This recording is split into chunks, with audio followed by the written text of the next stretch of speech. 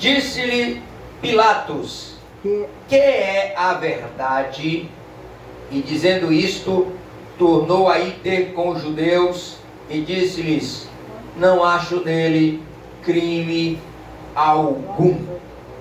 A pergunta de Pilatos a Jesus, ela não é algo dos nossos dias, ou seja, este questionamento sobre a verdade não é apenas dos nossos dias, não é uma situação dos nossos dias, mas ela já existia muito tempo atrás. O homem sempre procurou pela verdade. A dúvida do homem é: o que é verdade? Então, como nós vamos falar sobre o tema verdade, antes de continuarmos, eu vou fazer uma pergunta, porque nós vamos introduzir esta noite a sequência das mensagens que falaremos sobre um povo cativo. E a minha pergunta para todos, e não precisa responder, é para você refletir ao longo desta mensagem e nas demais que virão: você é livre ou cativo? Nós somos livres ou somos cativos? Vamos falar um pouco mais sobre verdades. Sobre o aspecto filosófico, a verdade ela tem 3 parâmetros. O primeiro é veritas, que vem do latim. Trata-se de um relato que busca entender os fatos por meio de enunciados sistemáticos, conferindo ao status verdade a precisão e o estudo metódico sobre as coisas. Por isso que quando um juiz pergunta ao tribunal do júri qual é o veredicto, ele está dizendo: vocês apreciaram os fatos, vocês analisaram cada questionamento, cada testemunha, cada prova que foi colocada, e vocês agora vão dizer uma verdade: o réu é inocente ou é culpado. Por isso que a expressão é veredicto, ou seja, vocês verificaram, vocês analisaram, que vem dessa ideia de veritas, do latim, que é preciso verificar os fatos. Muito bem, nessa pesquisa dos fatos, o mundo procura ocultar de nós que não está provado e não é possível provar que do nada surja vida. Não é possível cientificamente, através das questões apresentadas pela evolução, que da não existência de vida surja a vida. Isso não é provado. Mesmo assim, eles querem, através de outras metodologias sistemáticas, dizer para os nossos filhos que sim, a teoria da evolução já foi comprovada. Vocês estão entendendo? Por quê?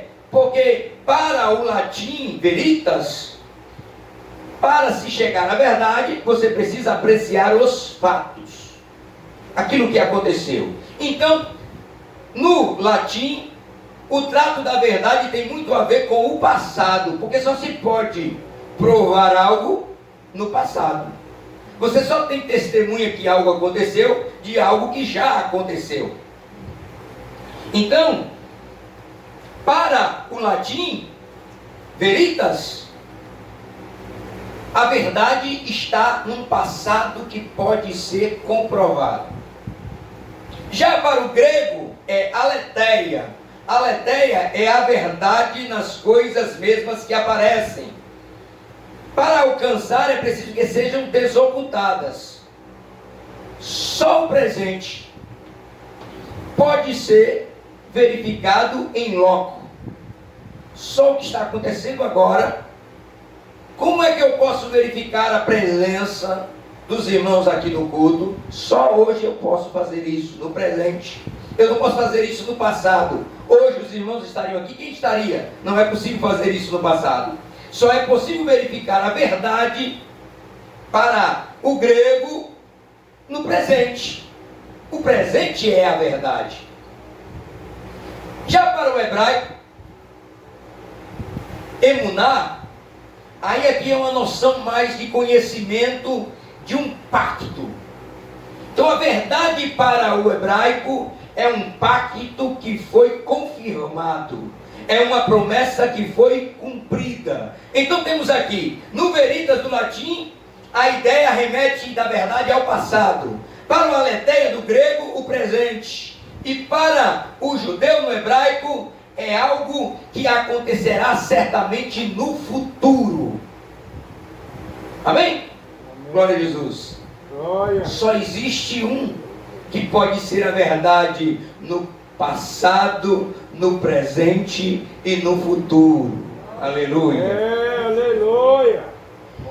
Então, se há uma verdade absoluta, ela precisa estar presente no passado, no presente e se confirmar no futuro. Oh glória! Eu quero louvar ao nome santo do meu Salvador, porque Ele disse: eu sou a verdade. Oh glória! Jesus é confirmado no passado, é confirmado no presente e é confirmado no futuro. Oh glória! Oh glória a Jesus! Queridos irmãos, mas nós queremos falar sobre a verdade. E se é verdade, se estamos livres ou cativos. A primeira coisa que eu gostaria que os irmãos soubessem sobre a liberdade é que o fato de termos direito não nos torna livres. O fato de termos direito não nos torna livres. O mundo tem tentado colocar para o ser humano que cada direito que lhe é dado é porque ele vive em liberdade. Isto é engano de Satanás. Mas é atribuído a nós por este mundo em que vivemos, essa sociedade em que vivemos. Então ela nos dá direito para que nós pensemos que somos livres.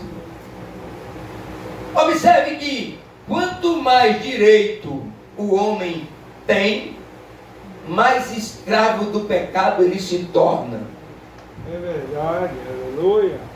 Quanto mais direitos são dados pela sociedade ao homem, mais escravo do pecado ele se torna. Há um político que está tentando aprovar na Câmara dos Deputados, lançou um projeto de lei para que pai,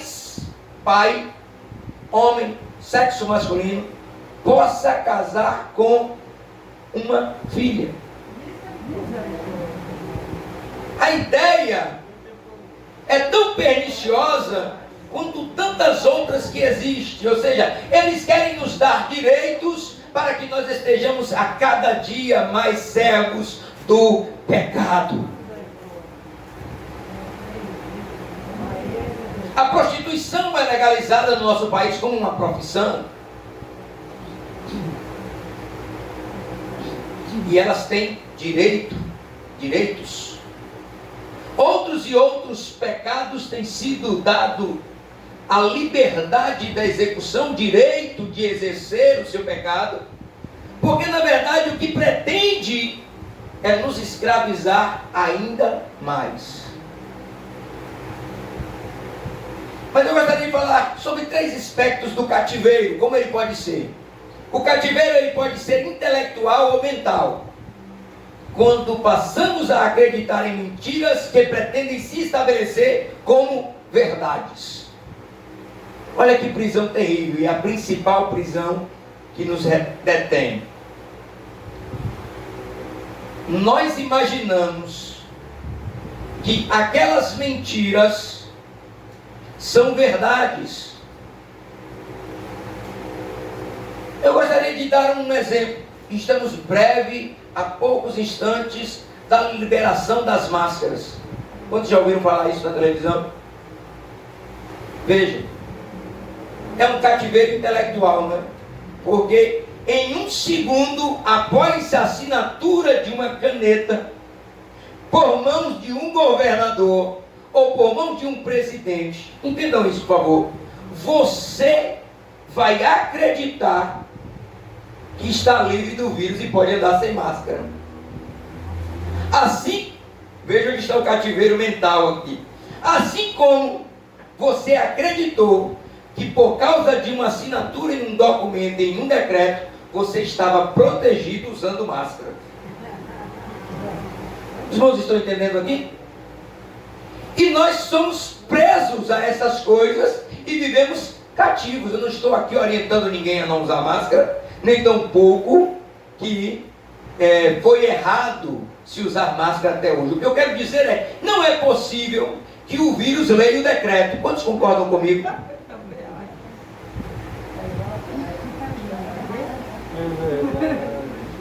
Então observe, nós estamos escravos de uma mentira. Porque através do decreto vai se estabelecer que você pode andar sem máscara. Mas de verdade você pode andar sem máscaras? Não vamos cogitar o assunto, é só para que nós possamos imaginar o quanto somos cativos.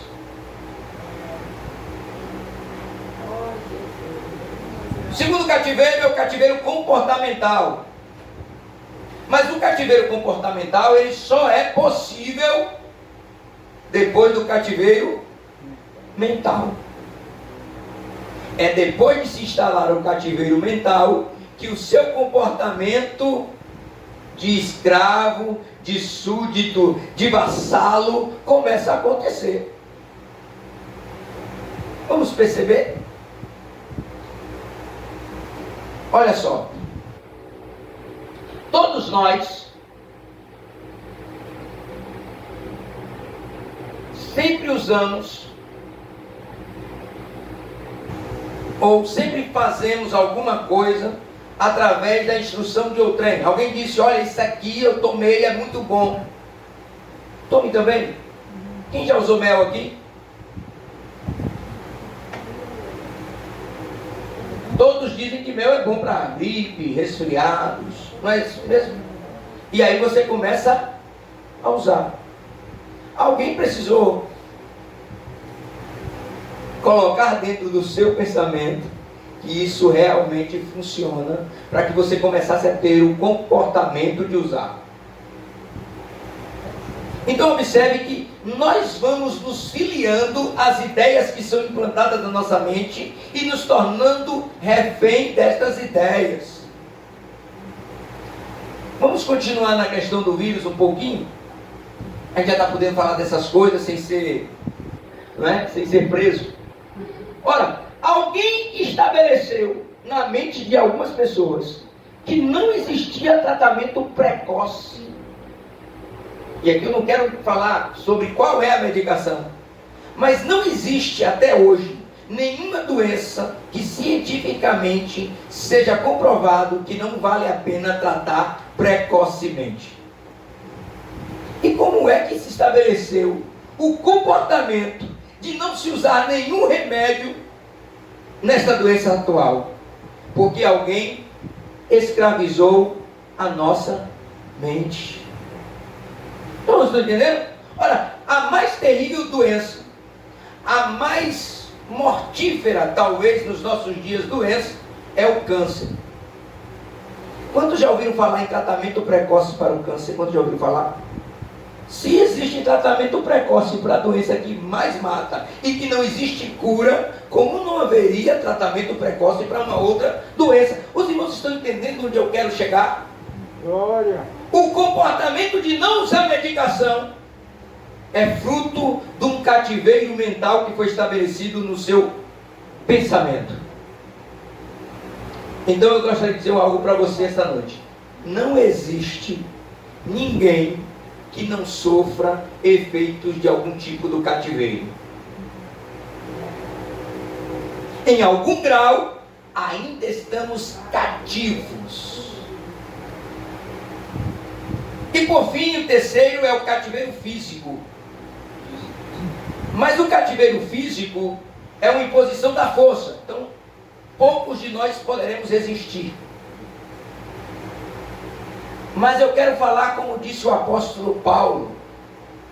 Ele disse assim, olha, nós estamos aqui, mas a palavra não está presa A verdade nunca estará presa. Podem prender a mim, mas a verdade sempre estará livre. Aleluia. Então o cativeiro físico, ele é imposição apenas física, porque você pode estar preso, mas a sua mente pode estar livre. Quem pode dar um glória a Deus? Glória. Aleluia. É por isso que Paulo tem tanta tranquilidade quando está ali no cárcere e a cadeia se quebra e ele canta louvores e daqui a pouco tudo se desfaz e ele está livre, e Paulo não se preocupa em sair correndo. É porque Paulo de verdade estava preso apenas fisicamente, mas ele sempre esteve livre, porque ele sabia a verdade de Deus. O Deus Todo-Poderoso a qualquer instante poderia livrá-lo. É verdade. Aleluia. Essa é uma verdade absoluta na mente de Paulo. Glória a Deus. Amados irmãos, o que eu disse até agora é porque nós vamos começar a falar sobre um povo cativo. E Israel, Jerusalém, Judá, sempre foi um povo que negou aquilo que estava vivendo.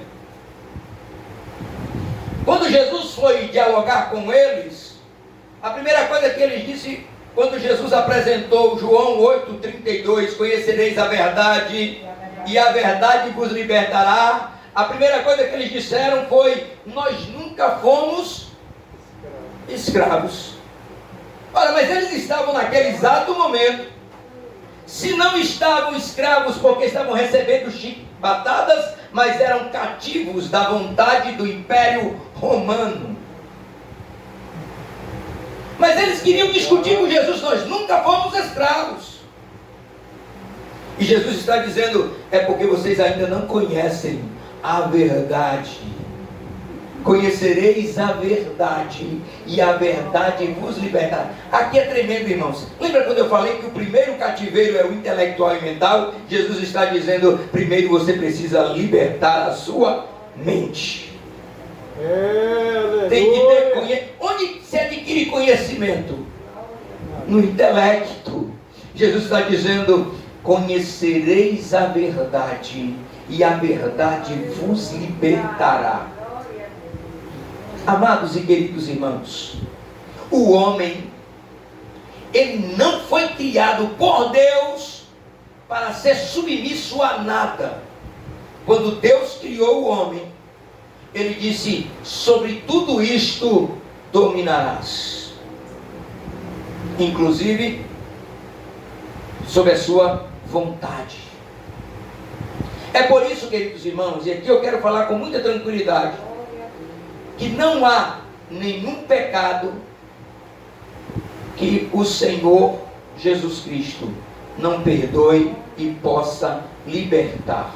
Muitas pessoas têm se conduzido a pecar e pecar novamente, porque eles pensam, eles estão em um cativeiro mental, que não é possível para eles serem livres daquele pecado. Eles sempre estão remoendo que aquilo veio nele, ele já nasceu assim e não há nada que possa ser mudado. Ora, queridos, Deus jamais vai colocar no homem uma força, uma atitude, um comportamento que contraria a vontade de Deus, porque a vontade de Deus é que o homem não peque.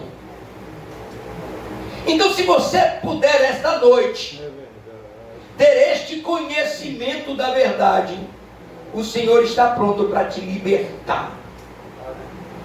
Aleluia, glória a Jesus. Glória.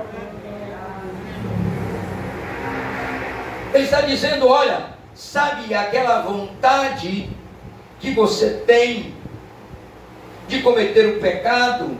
É como se ele estivesse falando com Caim: olha, Caim, eu olhei para você e notei que você está com um desejo. O seu desejo é matar o seu irmão. Mas olha, Caim, se você atentar para o bem, serás aceito. Porque o pecado está na sua... Mas eu te criei com condições de dominar sobre o pecado. Deus está dizendo: eu te criei para você dominar. Então, domine. Porque eu te criei para dominar sobre todas as coisas, inclusive sobre a nossa vontade. É verdade. Eu tenho visto, queridos irmãos, nesta sociedade que quer colocar em nós, eu não posso explicar porquê. Algumas pessoas, inclusive nós, às vezes ficamos sem entender como pode alguém que ainda é uma criança nascer com devido comportamento, parece que ele já veio de berço. Não, Deus não coloca pecado na vida de ninguém. Então, se há no seu coração algum desejo por algum tipo de pecado, e você imagina, porque Satanás colocou na sua mente que você não pode resistir a ele, o Senhor me mandou aqui para te dizer: conhecereis a verdade, e a verdade vos libertará. Então é importante que nesta mensagem você compreenda que nada neste mundo pode lhe fazer cativo. Porque se você conhecer a verdade, se você não disponibilizar a sua mente para o cativeiro do pecado, você jamais será escravo. A sociedade tem apresentado aos nossos jovens a ideia de que essas práticas que não conferem aquilo que Deus criou o homem, por exemplo, macho e fêmea os criou. A sociedade tem tentado dizer aos nossos jovens que existe, sem comprovação genética, científica, que tem algumas pessoas que nascem com a alma no corpo errado. Quantos de nós já ouvimos falar sobre essas coisas? Nas escolas, nas faculdades, eles falam de coisas como se fossem verdades absolutas, mas são mentiras que tentam colocar para aprisionar as nossas mentes. Mas Jesus me trouxe aqui para dizer a qualquer um, e os que estiverem nos ouvindo no futuro, que o meu Senhor, a verdade absoluta de todos os tempos, Ele quebra todo o jugo do inimigo e te liberta do pecado.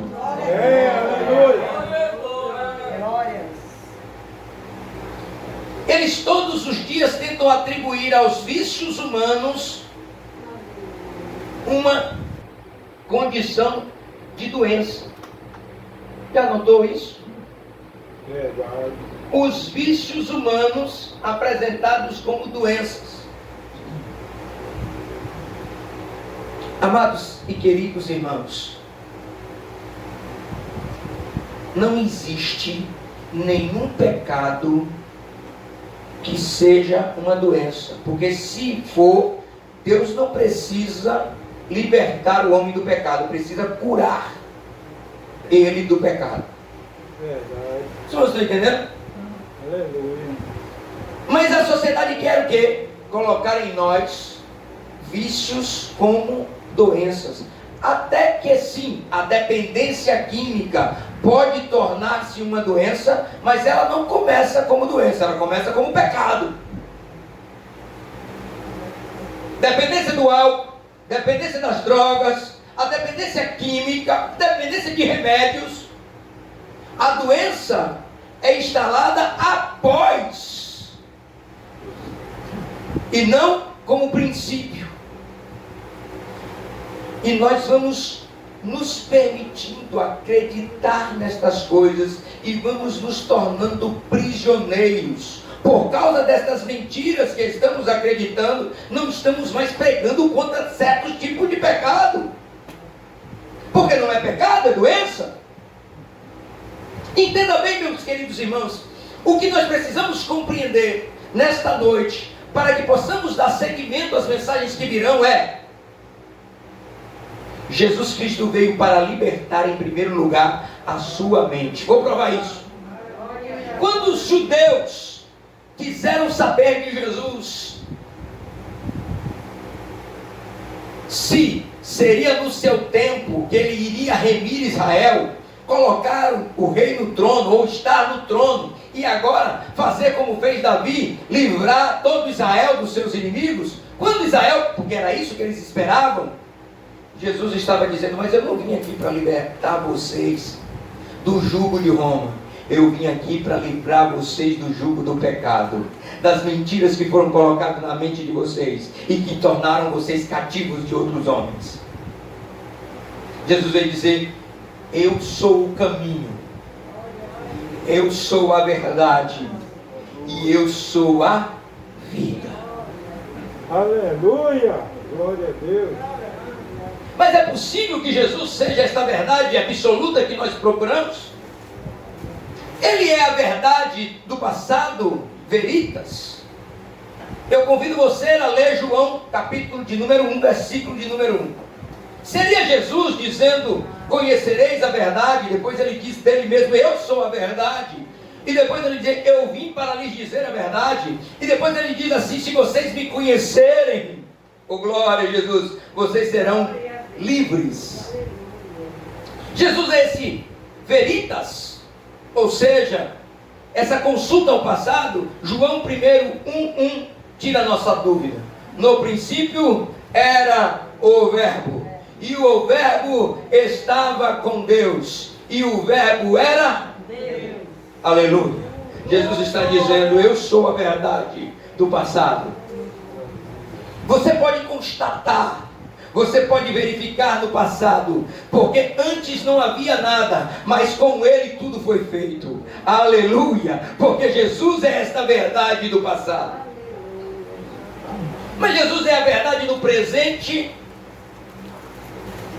João 20:27. Aleluia. O que é a verdade do presente? A verdade do presente é aquela que você pode verificar, aquela que está aos nossos olhos, não está oculta. Alguém disse a Tomé que Jesus havia ressuscitado, e Tomé vai dizer: eu só vou acreditar. Ele vai dizer: aletheia, só crerei nesta verdade se eu puder constatar agora, no presente, que ele tem ainda nas suas mãos as marcas dos pregos, se ele tiver no seu lado a marca da lança. Se ele não tiver isso, então eu não acredito que é Jesus. Tomé está fazendo nada mais, nada menos do que constatação no presente de uma verdade. Os discípulos estavam dizendo: ele ressuscitou, eu quero ver se é verdade. João 20:27. Depois Jesus entra no ambiente e disse a Tomé: põe aqui o teu dedo e vê as minhas mãos, e chega a tua mão e põe no meu lado, e não sejas incrédulo, mas seja crente. Eu tenho uma palavra do Senhor para esta igreja. O nosso Cristo, ele ressuscitou e foi constatado fisicamente através das mãos de Tomé. Ele foi lá, tocou em Jesus e disse: Senhor meu e Deus meu. Aleluia. Glória a Deus. Este nosso Jesus, que nós cremos, que se anunciou como uma verdade absoluta, ele está dizendo: olha aqui, Tomé, se você quer ver se no presente eu sou o que digo que sou, verifica aqui nas minhas mãos as marcas. Eu não tenho as marcas porque eram necessárias que elas existissem. Eu tenho para comprovação de que eu sou o que disse que era. Glória. Aleluia. Tomé fica atônito, e ele vai dizer: Senhor meu e Deus meu. Glória. Aleluia. Oh glória a Deus. Você pode se alegrar porque o seu Jesus, o Jesus que você crê e prega, ele é uma verdade para nossos dias, no nosso tempo presente. Ele não é apenas um Jesus que operou no passado, ele não é apenas um Jesus que se manifestou aos seus discípulos no passado, ele não só se revelou a Paulo no caminho de Damasco, não, ele se revela para nós de verdade, porque ele é o Cristo ressuscitado. Aleluia. Será que Jesus é esta verdade que pode ser comprovada no passado, no presente, e agora falta uma verdade para nós constatarmos? Jesus é a verdade porque é um pacto firmado e cumprido, é uma promessa que se cumpre, é algo que se diz que fará e se fará. Aleluia, glória a Jesus. Eu vou começar no passado que foi manifestado. Primeiro, Isaías disse: eis que a virgem conceberá e dará à luz a um filho. Aleluia, oh glória. No passado alguém disse que Jesus seria nascido e ele nasceu. Então o futuro prova que este Jesus cumpre o seu pacto, a sua promessa. Mas nós temos algo para nós, porque este futuro de Isaías já é o nosso passado, não é verdade? Isaías previu o futuro, este futuro aconteceu no presente para os discípulos, mas para nós já é um fato do passado. Mas abra sua Bíblia, por favor, em Apocalipse capítulo 1, versículo de número 8. Está escrito assim: eu sou o Alfa e o Ômega, o princípio e o fim, diz o Senhor, que é, e que era, e que há de vir, o Todo-Poderoso. Aleluia. Jesus está dizendo a João na ilha de Patmos: olha, as promessas que você ouviu no passado a meu respeito, eu cumpri. E as promessas que eu fiz no futuro, eu também vou cumprir. Ontem nós falamos aqui, o rei está voltando. Ei, não se preocupe, aquele que era, e que é, e que há de vir, cumprirá a sua promessa, porque ele é a verdade absoluta. Aleluia. Glória a Jesus. Queridos irmãos, nós precisamos, nestes dias em que eles tentam de todas as formas novamente nos colocar cativos, cativos da ciência, cativos das ideologias, cativos daquilo que eles pretendem fazer com as famílias, cativos das ideias deste povo que luta contra Deus. Nós precisamos colocar nos nossos corações, porque nós conhecemos uma verdade, e uma verdade que é absoluta, oh glória. E esta verdade que é absoluta, ele diz em sua palavra: se pois o Filho vos libertar, verdadeiramente sereis livres. Aleluia. Então eu quero que você se coloque aqui nesta posição, para que você possa perceber onde nós queremos chegar e dar continuidade. Daniel está entre os cativos. Ele vai ser levado para o cativeiro babilônico, que é o nosso assunto. Quando ele chega naquele lugar, a primeira coisa que aquele rei quer fazer é estabelecer o cativeiro mental em Daniel. Oh glória a Jesus. Mas eu quero lhe dizer esta noite que é possível ser livre mesmo andando no meio de um povo cativo. Glória. Aleluia. Daniel é a prova de que é possível ser livre andando no meio de um povo cativo. E Jesus vai dizer: se eu vos libertar. Daniel é um homem livre, porque ele tinha conhecimento da verdade. Aleluia. Ele vai para aquele cativeiro assim como todos os outros, e todos nós podemos olhar para cada um daqueles e dizer: esse é mais um cativo, esse é mais um cativo. No aspecto físico, Daniel é igual aos outros. Ele está no cativeiro, ele vive no meio de um povo cativo. Mas Daniel nunca se deixou escravizar. Aleluia. As ideias, as oportunidades, a ideologia, talvez as finanças, Tudo isso pode levar alguém a se tornar cativo em Babilônia, mas Daniel prefere se manter distante das regalias, mas livre para ter contato com o céu, distante do pecado, mas próximo de Deus. Oh, glória a Deus! O verdadeiro cristão, ele é um homem que pode estar até cativo, ou no meio de um povo cativo, ou de um país que traz dificuldades à expressão religiosa, mas ele sempre será livre se ele deixar o pecado e se aproximar de Deus. É verdade, aleluia. Aleluia. Daniel é um exemplo para nós de comportamento, de como não se deixar aprisionar. Queridos, os oferecimentos são grandes e muitos. Primeiro oferecimento, nós não vamos falar muito sobre o assunto agora, mas foi uma comida especial, ou um tratamento especial. Vamos ensiná-los, vamos doutriná-los.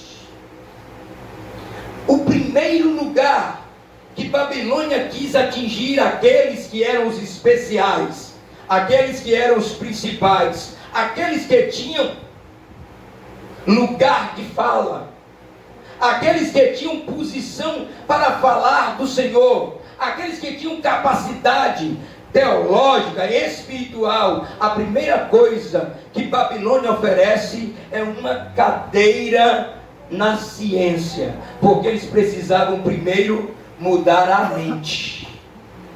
É por isso, queridos, que todas essas ideologias estão infiltradas dentro das escolas, das faculdades e das universidades, porque eles sabem que para tirar o nosso jovem da igreja, não basta apenas oferecer as coisas do mundo como prazeres efêmeros, porque o jovem até vai lá e experimenta, mas se a mente dele ainda estiver em Cristo, ele volta para casa. Daniel estava cativeiro. Nossos jovens são reféns dessas escolas, dessas instituições, mas se ele ainda manter a sua mente livre, oh glória a Deus, nenhum ensino babilônico penetra o ser de Daniel, nenhum ensino babilônico vai penetrar os nossos filhos, se eles compreenderem que é necessário manter as suas mentes livres. Glória. Porque nós temos o conhecimento da verdade. Aleluia. Nós sabemos a verdade. É triste imaginar, mas eu estava vendo uma reportagem. 70% dos jovens cristãos desviam-se após a faculdade, após a universidade. Aquele filho que você criou, ele precisa estar entre os 3. De 10, 3. 70%. De 100, 30. Ele precisa estar, e aqui nós vamos usar 3. Ele precisa estar entre os 3, que não vão se contaminar com a sabedoria de Babilônia. Aleluia. Aleluia. Você está me entendendo isso aqui? Amados irmãos, você pode criar o seu filho num país livre, mas se a mente dele for aprisionada pelas mentiras, ele não será livre para adorar o Rei dos Céus, porque ele vai estar vendido à Babilônia. Daniel conheceu todos os ensinos babilônicos. Daniel foi mestre das ciências babilônicas. Ele foi instruído, orientado para acreditar nas coisas que Babilônia apresentava para ele, mas dentro dele, na sua mente, ele nunca deixou aquilo que ele conheceu no passado através dos seus pais. O Deus dos meus pais continuará tomando conta da mente dos nossos filhos. É isso que eu oro todos os dias, para que eles não sejam atingidos por esse cativeiro maldito que Babilônia quer colocar. Aleluia. Antes não tínhamos este medo. Poucos dos nossos filhos iam para a universidade. Muito pouco. Mas hoje é diferente. E eles estão preparados para escravizar os nossos filhos. Amados irmãos, mas o Senhor ainda está garantindo esta noite e conhecereis a verdade, Aleluia. e a verdade vos libertará. Se, pois, o Filho vos libertar, verdadeiramente sereis livres.